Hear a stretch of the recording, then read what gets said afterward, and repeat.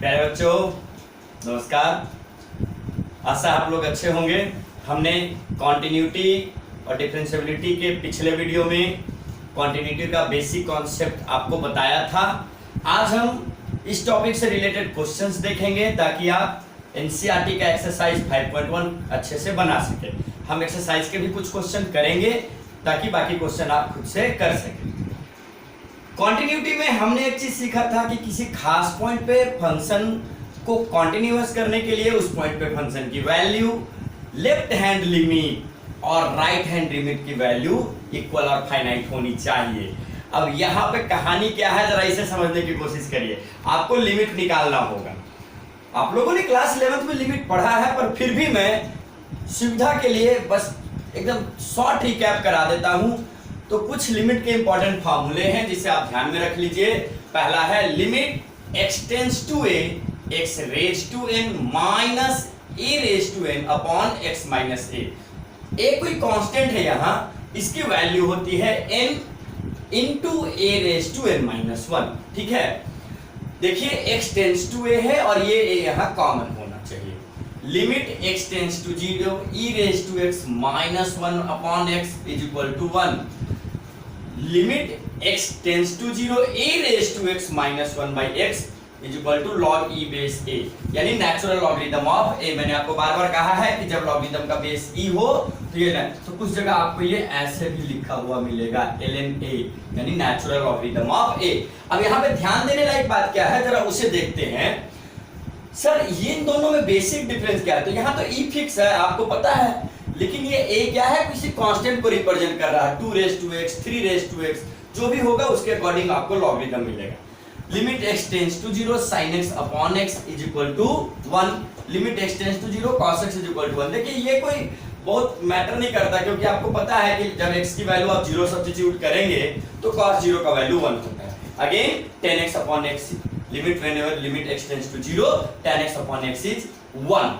ठीक है, तो देखिए पूरे लिमिट के 6 फार्मूलों में, हालांकि फार्मूले और हैं, पर मैंने आपसे वो फार्मूला डिस्कस किया है जो आपको चैप्टर में यूज होने वाला है।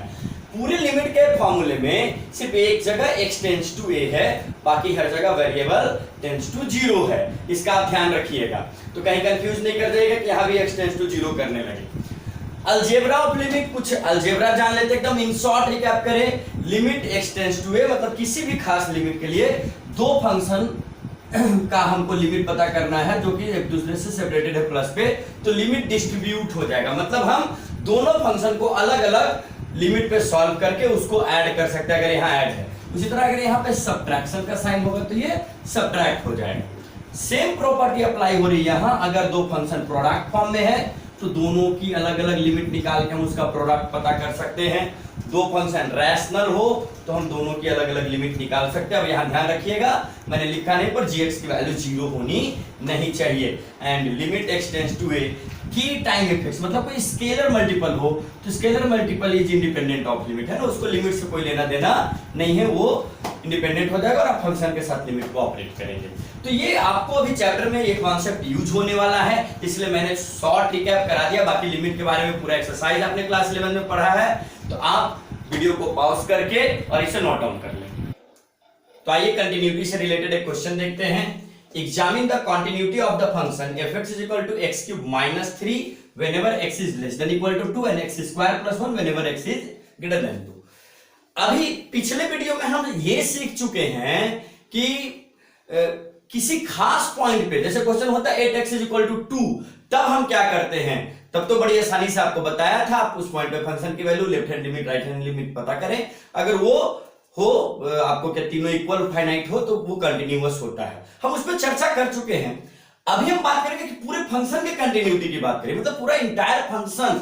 तो आपको याद होगा मैंने बताया था कोई फंक्शन अपने डोमेन पे कंटिन्यूअस कब होता है, जब डोमेन के हर पॉइंट पे वो कंटिन्यूअस हो। तो हम क्या करेंगे, यहाँ पे देखिए चूंकि फंक्शन 2 पे फंक्शन की डेफिनेशन ब्रेक हुई है, हम इंटायर फंक्शन के लिए 3 केस कंसीडर करेंगे। एक जब फंक्शन 2 से छोटा हो, एक जब 2 से बड़ा हो, और एक पॉइंट 2 पे। तो पॉइंट 2 पे तो ऐसे ही करेंगे, 2 से छोटा बड़ा देखिए कैसे करते हैं। अच्छा, पिछले वीडियो का लिंक मैं डिस्क्रिप्शन बॉक्स में डाल दूंगा। जो लोग मेरा पिछला वीडियो नहीं देखे हैं तो पहले उस वीडियो को देखें, तब इस वीडियो को देखें, तब आप बेहतर से कॉन्सेप्ट को समझेंगे।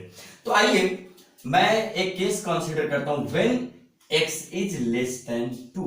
तो जब x लेस देन 2 होगा तो हमारा फंक्शन देखिए ना क्या है, it is x cube minus 3। अच्छा, ये तो पॉलिनोमियल फंक्शन है। मैंने आपसे कहा था कि दुनिया के सारे पॉलिनोमियल फंक्शन क्या होते हैं, पैदा ही कॉन्टिन्यूअस हुए हैं। तो मैं कह सकता हूं देयरफॉर fx इज कॉन्टिन्यूअस, यानी कि x की वो सारी वैल्यू जो x 2 से छोटा है उसके लिए फंक्शन कॉन्टिन्यूअस होगा। When x is greater than 2, जब x 2 से बड़ा होगा तो हमारा फंक्शन क्या होगा, तो सर 2 से बड़ा में according to definition it is x square plus 1। Again ये पॉलिनोमियल फंक्शन है, इसका मतलब मैं लिख लूं it is continuous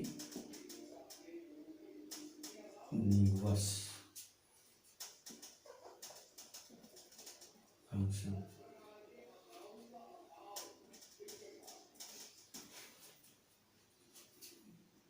spelling check कर लेना भाई, अंग्रेजी के जानकार लोग। तो इट इज कॉन्टिन्यूअस फंक्शन। तो जब x 0 से छोटा हो या 0 से बड़ा हो, दोनों कंडीशन में हमारा फंक्शन कॉन्टिन्यूअस है। अब हम क्या चेक करेंगे, when x is equal to 2। तो देखो ना, किसी पॉइंट पे फंक्शन की वैल्यू चेक करने के लिए हमने क्या निकालना होगा, limit x tends to 2 minus left hand limit of fx and it is limit h tends to 0 f 2 minus h. 2 minus h के कंडीशन में क्या होगा, चेक कर लो, x cube minus 3, so it is 2 minus h का whole cube minus 3, a cube minus 3 into a square into b plus 3 into a into b square minus B cube minus 3 and limit h tends to 0। अब जिस term में h है वो term तो 0 हो जाएगा, यानी हमारे पास बचना क्या है, 8 2 raise to 3 8 minus 3 that is 5। Right hand limit निकालेंगे, x tends to 2 plus fx, और ये क्या होने वाला है, तो सर ये limit h tends to 0 f2 plus h होगा। और जब f 2 से ज्यादा हो तो फंक्शन की डेफिनेशन क्या है, तो सर ये तो है 2 प्लस एच का whole square plus 1, a plus b का होल स्क्वायर, फॉर्मूला लगाइए, a square plus 2ab plus b square and plus 1। फिर से जिस टर्म में h है वो कैंसिल हो जाएगा, हमारे पास बचेगा क्या, मतलब h की वैल्यू आप 0 डाल दोगे 5, तो left hand limit right hand limit तो इक्वल हो गया।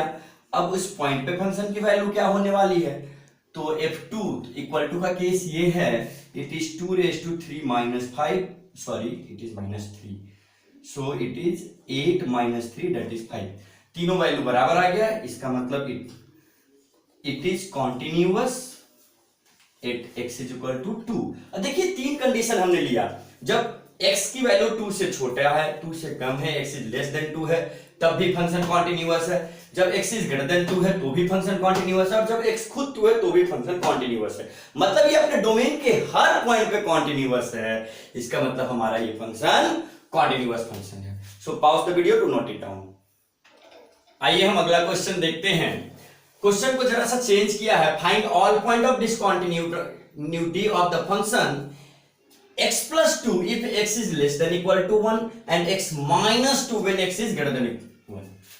oh sorry it is 1, ये डेफिनेशन तो हम देखिए पिछले ही क्वेश्चन में आपको बताया है कि हमने पूरे डोमेन को तीन भाग में बांटा, क्योंकि फंक्शन की डेफिनेशन 1 पे ब्रेक हुई है। when x is less than 1 तो फंक्शन की वैल्यू क्या है भैया, तो लेस देन के केस में it is defined as x plus 2, clearly it is polynomial, तो भैया ये तो कॉन्टिन्यूअस है इस कंडीशन में। when x is greater than 1 तब फंक्शन की डेफिनेशन क्या है, तो ये है x minus 2, भैया ये भी कॉन्टिन्यूअस है। अब जब हम x की वैल्यू इस पॉइंट पे लेंगे x is equal to 1, तब अगर इस पॉइंट पे भी फंक्शन कॉन्टिन्यूअस हो गया तो नोट पॉइंट ऑफ डिसकंटिन्यूटी होगी, वरना हो सकता है इस पॉइंट पे ये फंक्शन डिसकंटिन्यूअस हो। ऐसे भी मैं बता रहा हूं कि फंक्शन जो है किसी खास पॉइंट पे जब अपनी डेफिनेशन को ब्रेक करता है तो वहीं पे पॉइंट ऑफ डिसकंटिन्यूटी का चांस होता है। चलिए देखते हैं। तो अभी हम बात करें, सबसे पहले हम लेफ्ट हैंड लिमिट निकालें। लिमिट x टेंस टू 0, तो 1 पे ले रहे तो 1 माइनस लेते हैं लेफ्ट हैंड लिमिट के लिए, f(x), जिसको हम लिखेंगे limit h tends to 0 f(1 minus h), और 1 माइनस h 1 से छोटा होने पे फंक्शन की डेफिनेशन क्या है, चेक करो, इट इज x प्लस 2। तो भैया हम लिख देंगे x के बदले 1 माइनस h प्लस 2, और h की वैल्यू जब जीरो सब्स्टिट्यूट करोगे तो लेफ्ट हैंड लिमिट क्या आ गया हमारा 3। अब चलिए हम राइट हैंड लिमिट की बात करते हैं। Limit x tends to 1 plus fx, तो देखिए 1 प्लस fx के केस में limit h tends to 0 f(1 plus h)। आइए कहानी शुरू करते हैं। 1 plus h minus 2 whenever limit h tends to 0। अब h की वैल्यू आप 0 डालोगे, 1 माइनस 2 क्या होगा -1। ये क्या, दोनों लिमिट एक दूसरे के इक्वल नहीं है, डिसकंटिन्यूटी ऑफ फर्स्ट काइंड है ना। तो ऐसे कंडीशन में क्या होगा, तो हम कहेंगे कि भैया therefore given function is discontinuous at x is equal to 1, यानी कि x इज इक्वल टू 1 हमारी क्या हो गई, पॉइंट ऑफ डिसकंटिन्यूटी हो गई। कई बार आपको क्वेश्चन ऐसा भी मिलेगा कि फंक्शन की डेफिनेशन दो अलग अलग पॉइंट पे ब्रेक की है, तो आप उस केस में दोनों पॉइंट पे चेक करोगे, कोई भी पॉइंट डिसकंटिन्यूटी हो सकती है। Okay, pause the video to note it down.